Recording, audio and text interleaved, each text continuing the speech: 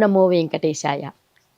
ఆండాళ్ రంగమన్నార్ దివ్య తిరువడిగలే శరణం. పావన ధనుర్మాస వేళలో ఎటు విన్నా సరే కృష్ణ గాథలు మనకు వినిపిస్తూ ఉంటాయి. ఉదయాన్న లేచి స్వామి సంకీర్తనం చేస్తూ తిరుప్పావై పాసురాలను గానం చేస్తూ శ్రీకృష్ణుని యొక్క ఆ ప్రేమ పారవస్యంలో మునిగిపోయేటువంటి రోజులు ధనుర్మాసం. అంతేకాదు, మనం ప్రత్యేకంగా గమనించవలసిన విషయం, తిరుమలలో స్వామికి సుప్రభాతం తప్పనిసరిగా జరుగుతుంది కదా. ఈ ధనుర్మాస వేళలో సుప్రభాతం బదులు ఆండాళ్ విరచించినటువంటి తిరుప్పావైని గానం చేయటం. నెల రోజులు కూడా సుప్రభాతం బదులు ఆండాళ్ తిరుప్పావై పాసురాలనే స్వామికి వినిపిస్తారు. ఎంత గొప్ప విషయం కదా. సుప్రభాతం అటుంచి ధనుర్మాస వేళ మొత్తం అమ్మవారి పాసురాలను, ఎందుకంటే పాసురాలను చక్కగా మృదు మధురంగా పాడి ఆండాళమ్మ ఆయన్ని తన కొంగున కట్టేసుకుంది, తన ప్రేమ పాశంలో ఆయన్ని బంధించింది. పూమాలై అమ్మవారు తాను ధరించి విడిచినటువంటి పూలమాల స్వామికి సమర్పించింది. ఎంత ధైర్యం కదా. ఆముక్త మాల్యద అంటాడు కృష్ణదేవరాయలు. ఆముక్త మాల్యద, తాను ముడిచి విడిచినటువంటి మాలలను స్వామికి సమర్పించి ఆయనని తన ప్రేమ పాశంలో బంధించింది గోదాదేవి. ప్రేమ పాశంలో చిక్కుకోవటం అన్నది భగవంతునికి చాలా ఇష్టమైనటువంటి పని. గోపికలందరూ ఆ ప్రేమ పాశంలో స్వామిని బంధించారు. గోపికలు అంటే అలనాటి మునులే కదా. అలనాటి మునులందరూ కూడా గోపికలుగా ద్వాపరయుగంలో స్వామికి తమ ఆత్మసమర్పణం చేసుకున్నారు. మధుర భక్తి ద్వారా స్వామిని పొందారు. కాబట్టి వాళ్ళందరూ కూడా స్వామి కృపకు పాత్రులైన వారే.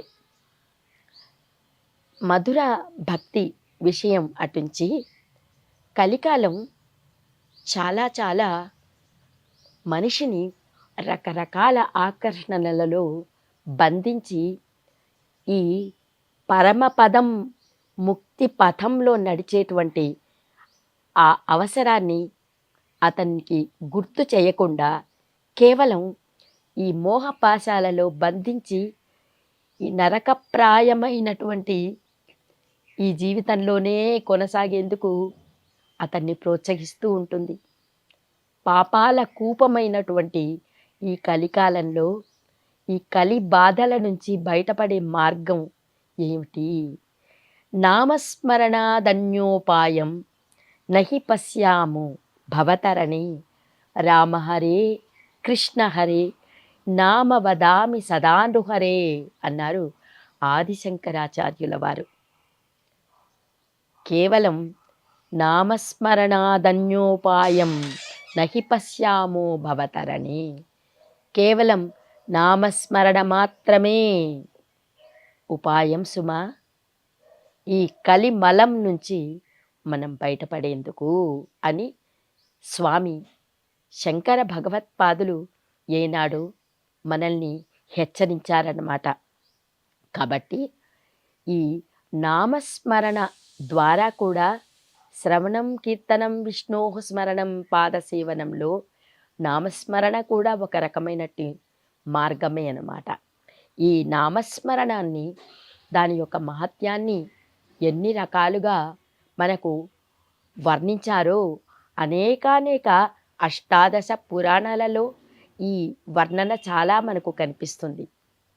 నామస్మరణలోని ఔన్నత్యం ఏమిటో మనకు రామాయణ భాగవతాలు భారతాదులు కూడా మనకు చెప్తూ ఉన్నాయి. ఈ నామస్మరణ వల్ల, భక్తిని అనుసంధానించటం వల్ల ఉత్తమ మార్గాలను పొందినటువంటి భక్తుల గాథలు అనేకం మనకు ఈ పురాణాలలో కనిపిస్తాయి. వీటన్నింటినీ చదవటం ద్వారా, వినటం ద్వారా ఇహపర సౌఖ్యాలను మనం పొందగలం. ఈ సంసారంలో మనం ఉన్నన్ని రోజులు కూడా ఇది కూడా అనేకానేక దుఃఖాలకు కారణం అని తెలిసినా, ఈ దుఃఖాలకు కారణమైనటువంటి ఈ ప్రపంచాన్ని తిట్టుకుంటూ మనం గడపటం కంటే, ఈ ప్రాపంచికమైనటువంటి బాధల నుంచి నాకు విముక్తిని ప్రసాదించు ప్రభు అని మనం అతన్ని వేడుకుంటే స్వామి మనల్ని తప్పకుండా కరుణిస్తాడు. అటువంటి ఈ ప్రాపంచికమైనటువంటి బాధల నుంచి విముక్తినివ్వమని స్వామిని కోరుకోవడం కూడా ఒక విధమైనటువంటి మార్గం. అంతేకాదు, స్వామిని కోరుకోవడంలో మరొక చక్కటి ఉపాయం ఉంది. ఉత్తముల సంగతి మాకిచ్చి మనుపమా అంటే, ఈ భగవద్ధ్యానం చేసుకునేటువంటి భక్తుల యొక్క సాంగత్యాన్ని కూడా మనకిస్తే, ఆ సాంగత్యం కూడా కొంతవరకు మన మనస్సును సరైన దారిలో నడిపేందుకు తగినటువంటి స్ఫూర్తిని మనకు అందిస్తుంది. కాబట్టి ఈ స్ఫూర్తిని మనం ఎక్కడి నుంచి పొందగలం? ఉత్తముల సంగతి ద్వారా పొందగలం. ఆ ఉత్తములు మనకు అందుబాటులో ఉంటే వాళ్ళ దగ్గరికి వెళ్ళి, ఇప్పుడు మనం రకరకాల ప్రవచనాలు వింటున్నాం. ఆ ప్రవచనాల మార్గంలో ఆ ప్రవచనాలను మనకు ప్రవచనామృత ధారలను మనకు అందించేటువంటి వారిని, మనం అటువంటి వారిని ఉత్తముల సంగతి అనగలం. మల్లాది చంద్రశేఖర్ శాస్త్రి గారు, కోటేశ్వరరావు గారు, ఇలాంటి వాళ్ళందరూ కూడా మనకు చక్కటి ప్రవచన మార్గంలో మనకు స్వామిని ఎలా ధ్యానించుకోవాలో ఈ విషయాలన్నీ మనకు చెప్తున్నారు కదా. ఒకవేళ అటువంటి వారు మనకు అందుబాటులో లేనప్పుడు భక్తుల గాథలే మనకు సరైన మార్గం చూపుతాయి కదా.